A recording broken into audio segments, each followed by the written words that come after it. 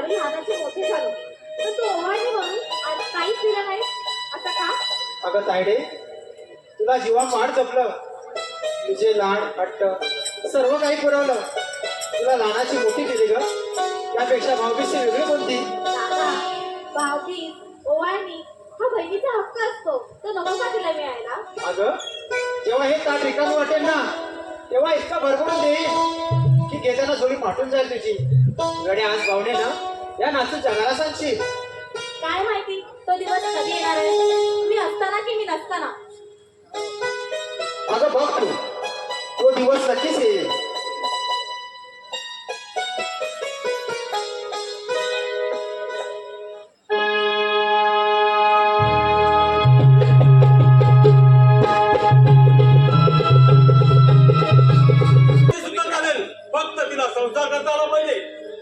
सेनापती तोंड सांभाळून बोला.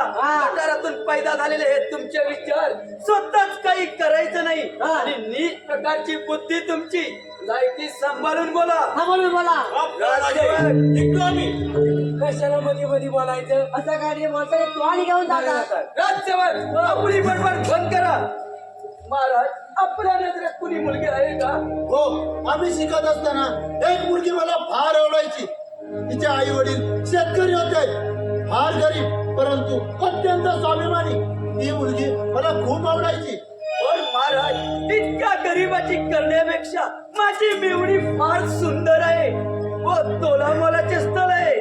आमचा निर्णय झालाय, आमचा निर्णय झालाय. आम्ही लग्न करू ते फक्त माझ्याशी.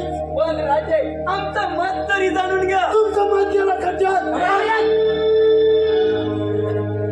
शिपाई, गावात जा आणि शिवाला मी बोलावला असा निरोप द्या. काहीतरी तुम्हाच काय वाटतंय?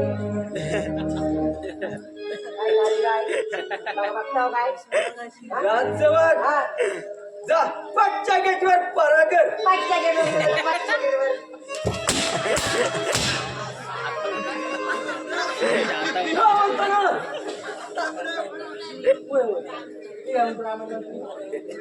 अरे, आमचं थोडं काम आहे, तू पाठच्या गेटवर परागर. पण मी काय म्हणतो, राजदरबार भरलाय आता आणि मागच्या गेटवर आहे का?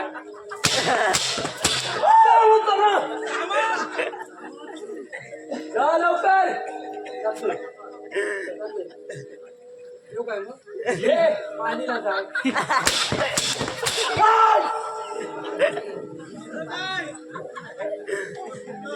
अरे भिक्कार द्या राजा, सत्याचा आणि संपत्तीचा फार माज आलाय काय तुला? अरे लग्नासारख्या क्षुल्लक गोष्टीवरून भर दरबारात माझा अपमान केलास. अरे कित्येक वर्ष तुझ्या राज्यात चाकरी केली व कायम तुझ्या फळ्याचा विचार केला, त्याचे हे फल दिलेस काय? पण एक गोष्ट लक्षात ठेव, तुझ्या संसाराची होली होली करीन व तुझ्या हातात कटोरा देऊन तुला रस्त्यावर भीक मागायला लावीन. तेव्हाच हा प्रधानची नागराजाचे नाव लावीन.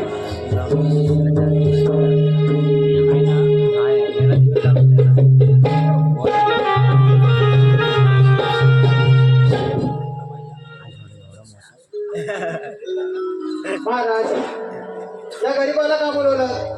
काही चुकलं का आमचं? नाही, तुमचं काहीच चुकलं नाही. चूक आहे ती आमची. तुमची बहीण आमच्या दृष्टीत पडावी आणि आमचं तिच्यावर प्रेम हवं. हात मागितला असता देशील का मला? हे कसं शक्य आहे महाराज? आम्हा गरीबाचं रक्त म्हणजे श्रीमंताच्या गाडीचं पेट्रोल असतं. आम्ही कितीही काही केलं ना, तरी तुमच्या जवळ खेळण्याची लायकी सुद्धा नाही. बाई सुनी कशी काय जुळेल महाराज? त्याची तुम्ही मुळी चिंता करू नका, आम्ही आहोत ना. पण राजे, मी माझ्या बहिणीला लग्नाच्या बोल्यावर उभी करायचं म्हटलं आणि तुमच्या तोला मला तो एक शाळा जरी घ्यायचा म्हटलं ना, तर माझ्यासह घरदार शेतीवाडी सर्व काही विकावं लागेल. म्हणून म्हणतो राजे, हा हट्ट सोडा राजे, ही विनंती आहे आपल्याला. नाही, लग्न तर होणार आणि तेही तुझ्या बहिणीशी. लग्नाचा खर्च सुद्धा आम्ही करू, पण त्या बदल्यात जेव्हा मागेल ते योग्य वेळी द्यावं लागेल. महाराज, एवढ्या मोठ्या मनाने माझ्या बहिणीचा स्वीकार करत आहात, तर तिच्या सुखासाठी तुम्ही मागाल ते द्यायला तयार आहे. ठीक आहे, मग मागेल योग्य वेळी. प्रधानजी, तुम्ही केव्हा आलात? हा काय आत्ताच तर येतोय. काले आला महाराज आम्हाला आदेश द्या, आम्ही निघतो. या हे पण. शिवा जा आणि लग्नाची जोरदार तयारी कर. वर पक्षात काही कमी पडता कामा नये. जा. राजसेवक!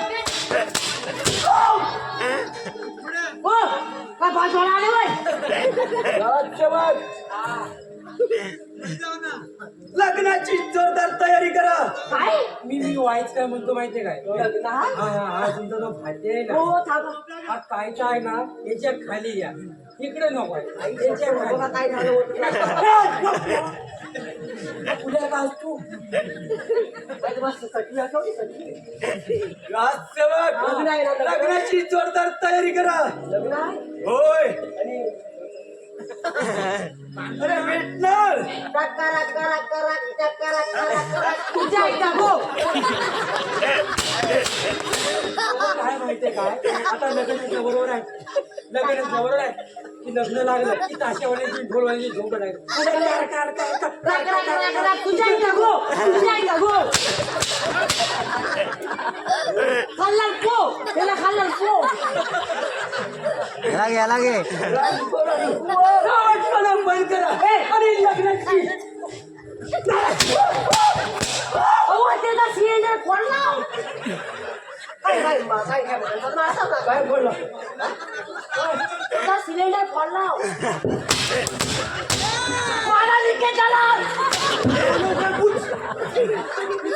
लावलं बुच. राजसेवक लग्नाची जोरदार तयारी करा. सगळं करतो. मंडप मंडप हलत कमी पाय भटजी काका करवली गिरवली सगळं आणतो. शाबास. हा. जरा किस्सा करा घर पैसे जरा गरम करा या. या गरम. काय गरमी आहे? येतो मी. तयारी करायला हवे.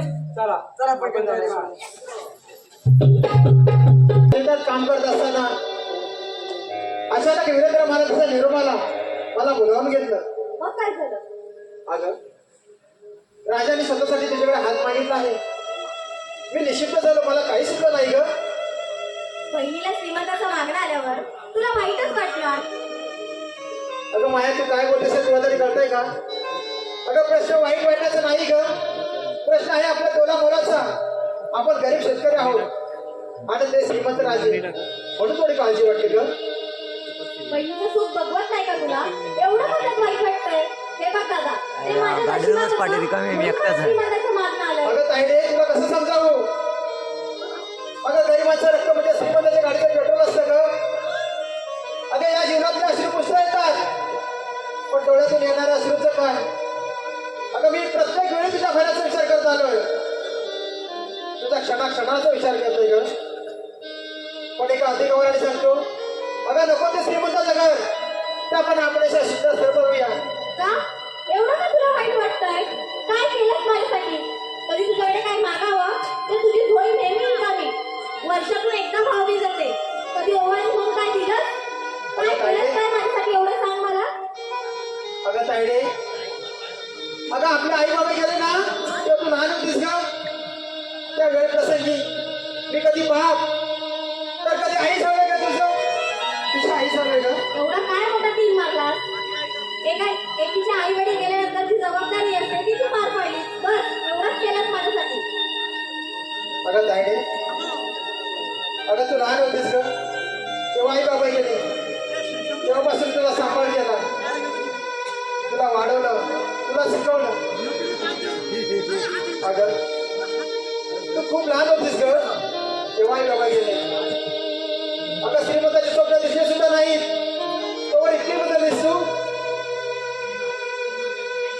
हे बघ दादा, तू काही मत लग्न करी तर त्याच्याशी. अगं ते कसं शक्य आहे? काय करू? कुठून आले एवढे पैसे? हे बघ, जेवढा अधिकार मुलाचा असतो तेवढा अधिकार मुलीचा देखील असतो इस्टेटीमध्ये. माझ्या हिस्साची जमीन घे आणि माझं लग्न राहू अगं तू काय बोलतेस? अगं तायडे आई बाबा गेल्यानंतर मी तुझा सांभाळ केलाय आणि आज हिस्सा मागतेस. अगं कशासाठी तुला हिस्सा पाहिजे? अगं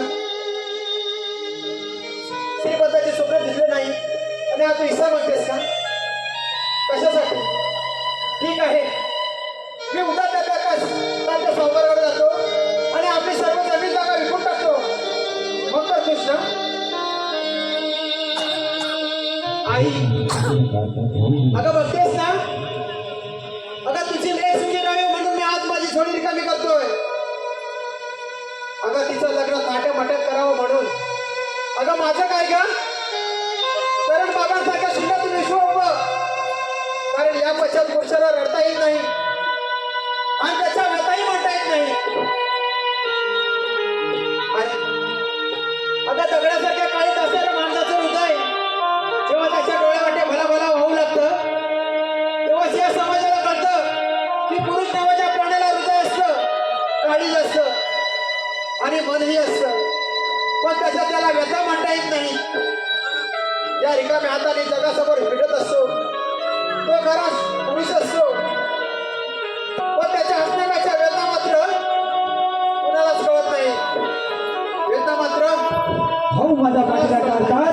भाऊबीज भाऊबीज भाऊबीज.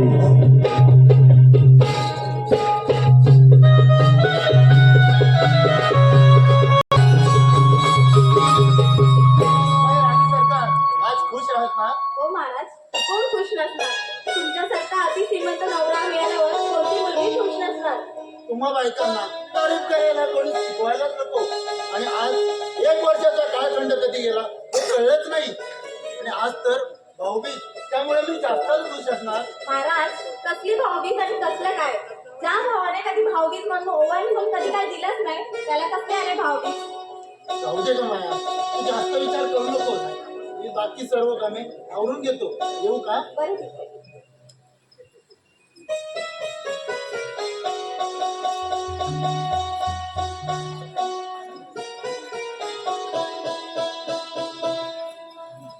तायडे, अगं तायडे बघ, तुझा भाऊ आलाय ओवाळणीसाठी.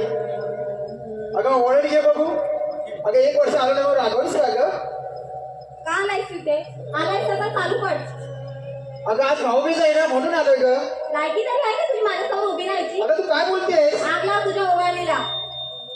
अगं तायडे, अगं मला बोलायचं तर बोल ग. हवं तेवढा शिवाय घाल. या पण या भाऊ बहिणीच्या पवित्र नात्याला माझं काय बोलू नकोस ग. अगं त्या भावाला अशी नाचवू नकोस ग. अगं पाया पडतो मी तुझ्या, पण या भावाला अशी नाचत नकोस ग. भावाला अशी नाचत नकोस ग. ती कमीचे कपडे घालायची तुझी लायकी नाही, माझ्यासमोर भाईलीच करायला आलायस. आलास तसा चालू पड. अगं जातो पण या भावाला अशी नाचत नकोस ग. अगं तुला तुझ्या गर्वाचा खूप गर्व झाला ग. अगं तुला तुझ्या पैशाचा खूप गर्व झाला. अगं या भावाने काय केलं नाही तुझ्यासाठी? तिचे लाड हट्ट सर्व काही पुरवलं आणि आज या भावाला लाताडतेस. अगं एक दिवस तुझा भात नक्की विकले, तेव्हा तुला जो आठवेल ना, तेव्हा तुझा जो भाऊ असेल का, तेव्हा तुझा जो भाऊ असेल, तेव्हा तुझा जो भाऊ असेल. मीच माझ्या हृदयाची राणी.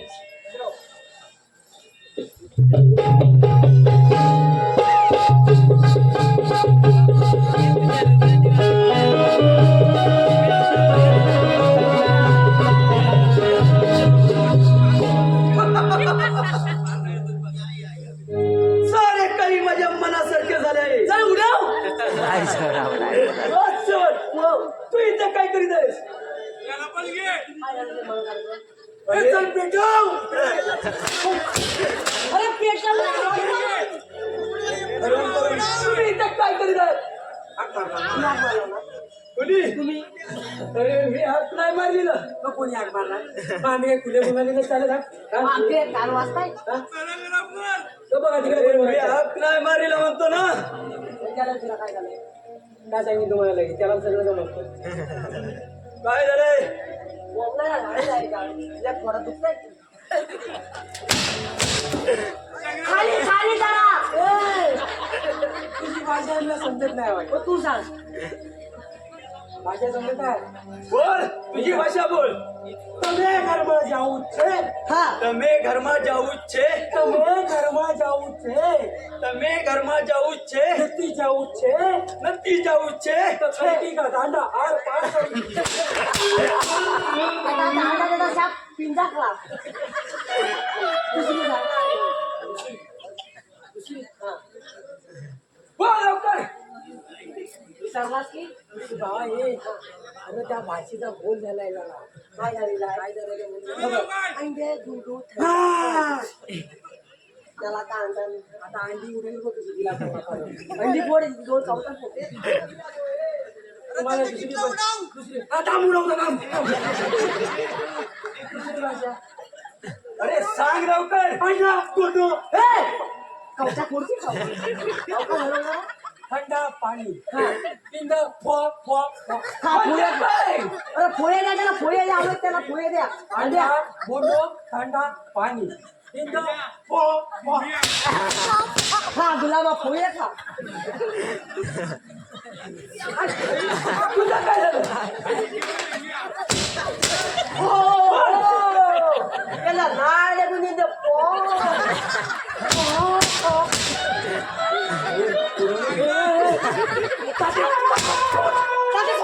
मारे वाजले पाचच्या गेटवर पारा करा.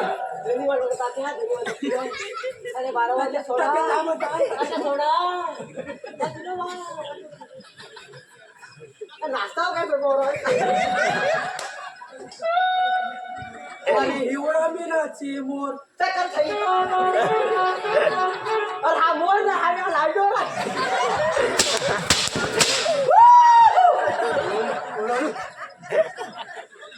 गावटपणा बंद करा आणि पाचच्या गेटवर पारा करा. जागेवर तिकडे यायचंय तो महाराज माहिती काय काय यांच्या इकडच्या वाटा सगळ्या कपाला जातात. आई शपथ आता मिळाले कपाला किती वाट.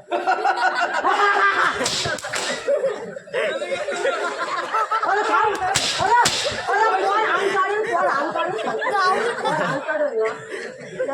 अरे मेळा मला वाटतं अंगात तुम्ही घाबरू नका नाचू पण नका आणि हात नाही जाता जा लवकर. हात काय पारा आणि हुशार ठेवा. हा वाईट जरा मला साईडला जावा. साईड चल मध्ये आलंच पोरा. जरा इकडे शेवढं पोरा आहे. बोललोय मी बोललोय काय सारखं काय तत्कच करीत बघायचंय. हा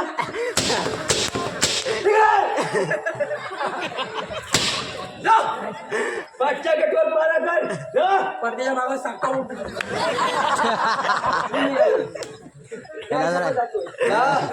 बंद काय खातोय जा म्हणतो ना.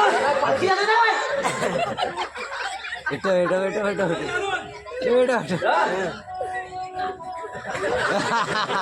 एक नंबर तू इथं काय करीत आहे. करता निघालोय.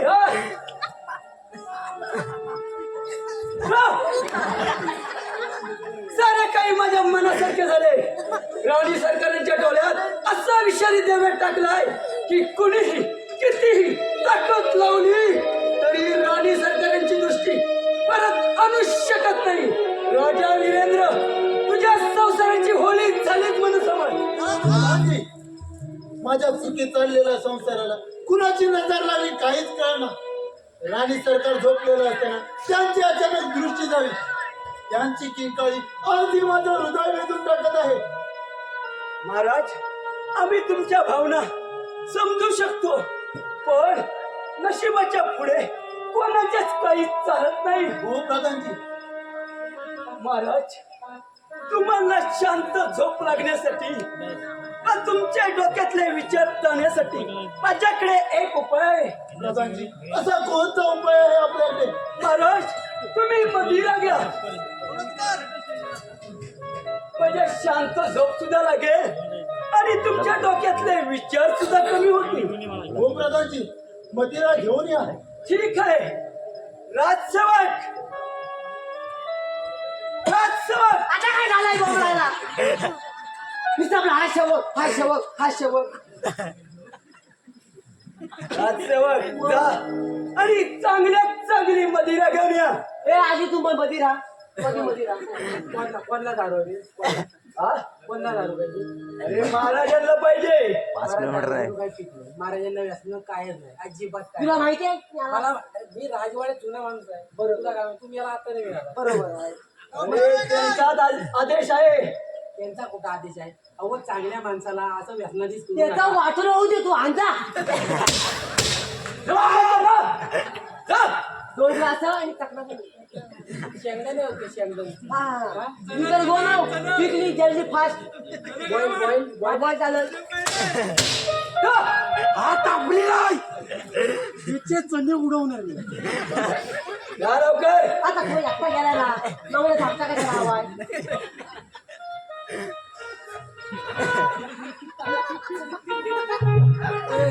बरी होती आधी होती. आजू नको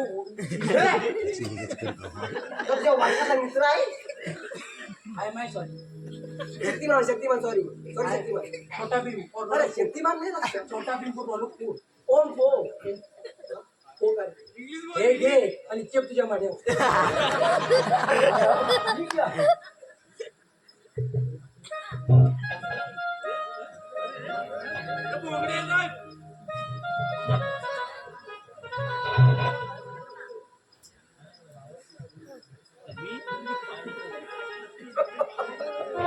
अरे राजा तुझ्या संसारची होली झालीच म्हणून समज. दादाजी आता जरा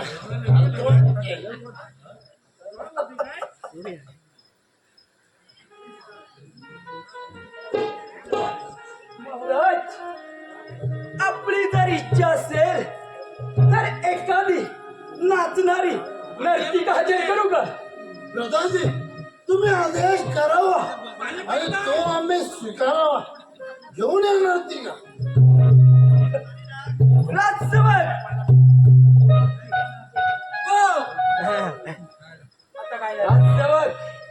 जा आणि एखादी नाचणारी नर्तिका घेऊन ये. नर्तिका रे? नर्तिका रे? होय मी काय म्हणतो एवढ्या रात्री 12 आणि 1 वाजता माझ्या बापसान ठेवला नाही जा म्हणतो ना. ए राजा हा 10 रुपयात माझ्या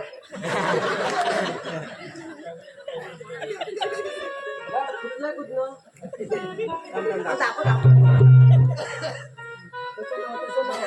कसं नवं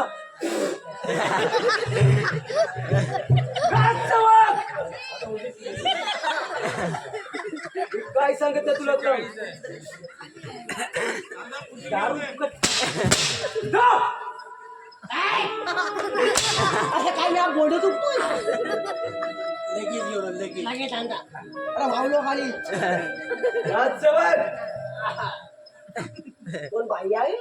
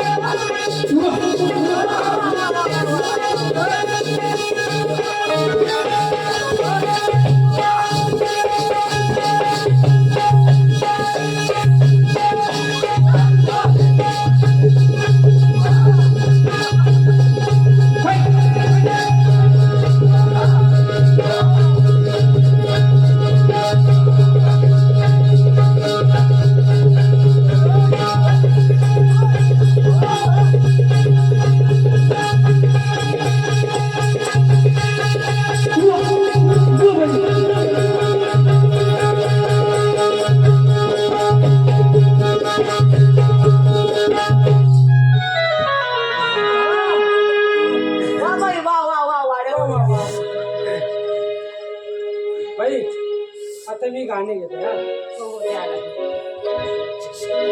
जडवट बारी मजला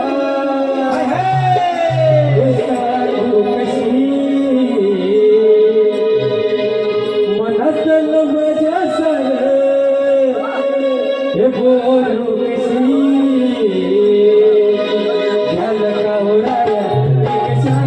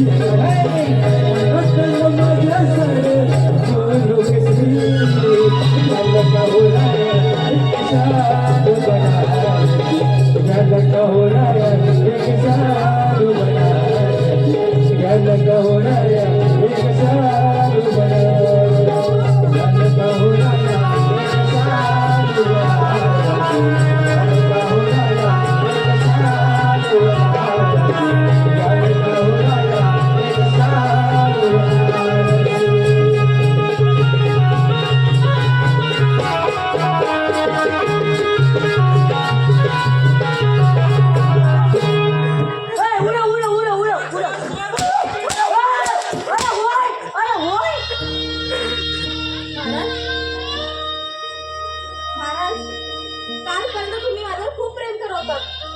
मग आज घुंगरांचा आवाज तुझ्यासारख्या आनंदीवर प्रेम करायची इच्छा नाही कुणाला. महाराज हे तुम्ही काय बोलताय? माझ्या नशिबाने माझी साथ सोडलेली ते आंधळ झाले. यात माझा काय दोष? वाह! आज कळत काय? अरे भावाच्या ओवाळणीवर भाऊबीजेच्या वेळी त्याच्यावर लाट मारताना तेव्हा कुठे गेली होती तुझी लाट? तेव्हा कुठे गेला होता सौम्यपणा? महाराज मला माफ करा महाराज. महाराज मी चुकले. महाराज काही करा पण माझी दृष्टी करा मला महाराज. मला माझ्या भावाला डोळ्यावरून पाडलंय. त्याच्या खांद्यावर डोकं ठेवून रडायचंय महाराज. महाराज पदरवा जाते महाराज. एवढी इच्छा माझी पूर्ण करा महाराज.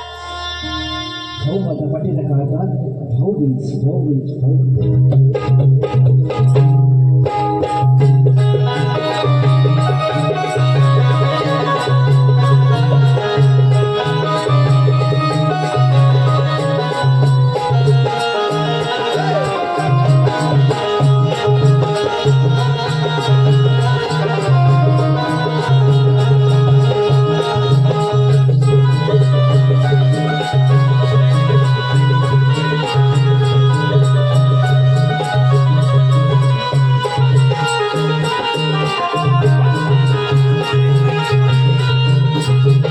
प्रधानजी, मायाच्या बाबतीत डोकं काम करेल नसते झाले. तिला आंधी बघून जीव एकदम कासावीस होतो. रात्री झोप देखील येत नाही. 10 मिनिटं हे कर्म कोणत्या प्रकारे वसूल करते काहीच कळना झाले. काही करा प्रधानजी मध्ये अजून मार्ग करा. महाराज चिंता करू नका, यातून ही काहीतरी मार्ग निघेल. राजसेवक जा आणि शिवाला राज दरबारात हजर कर.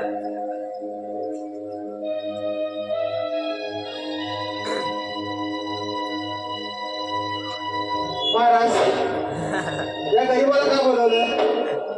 अरे शिवा, तुझ्याकडे अति महत्वाचं काम आहे. बोला महाराज, काय काम आहे? अरे शिवा, तू राजांना लग्नाच्या आधी एक वचन दिले होतेस व ते बंधनकारक होते. महाराज माझ्याकडे देण्यासारखं काही सुटलं नाही. माझ्याजवळ होतं तेवढं सगळं बहिणीच्या सुखासाठी विकून टाकलं. माझ्याकडे देण्यासारखं काही सुटलं नाही. आता फक्त उरलंय हे फक्त शरीर. तेही लोकांच्या दारी जाऊन कष्ट करून भीक मागून जगतोय. माझ्याकडे देण्यासारखं काही सुटलं नाही. आणि त्यातूनही काय उरलं असेल आणि मी ते देऊ शकत असेल तर जरूर मागा. माझी देण्याची तयारी आहे महाराज. माझी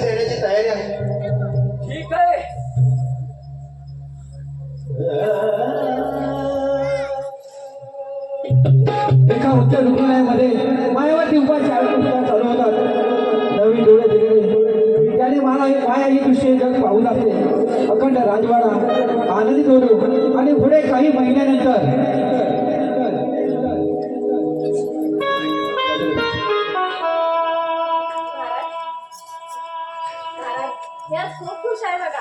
माझी दृष्टी परत आली महाराज. हो मी पण खूप खुश आहे. महाराज चला, मला माझ्या भावाला भेटायचंय. कुठे आहे? मला भेटायचंय मला. चला महाराज.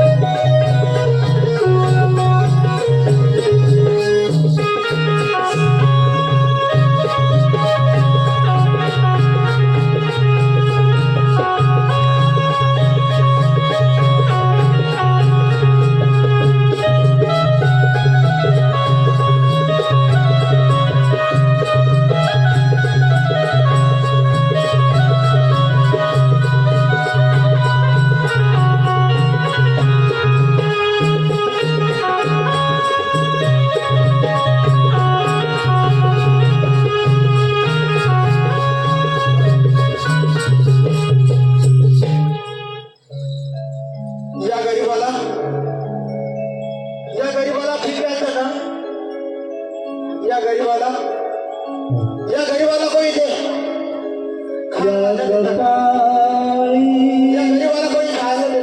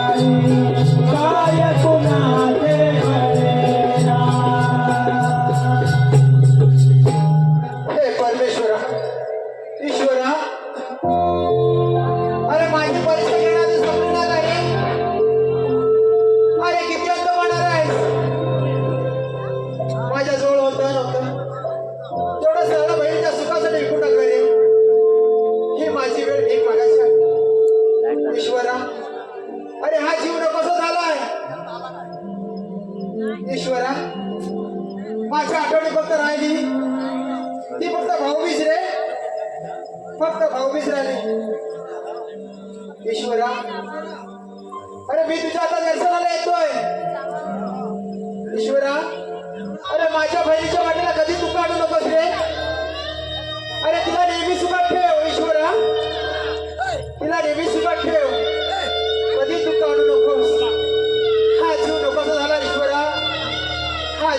पोहोचवला ईश्वरा. अरे मी तुझ्या दर्शनाला येतो ईश्वरा, मी तुझ्या दर्शनाला येतो ईश्वरा.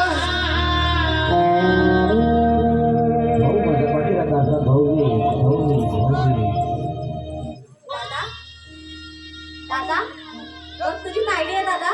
उठ ना दादा. बस झाला आता रुसवा फुगवा. दादा उठ ना. अरे बघ ना तुझी ताई आली आहे. दादा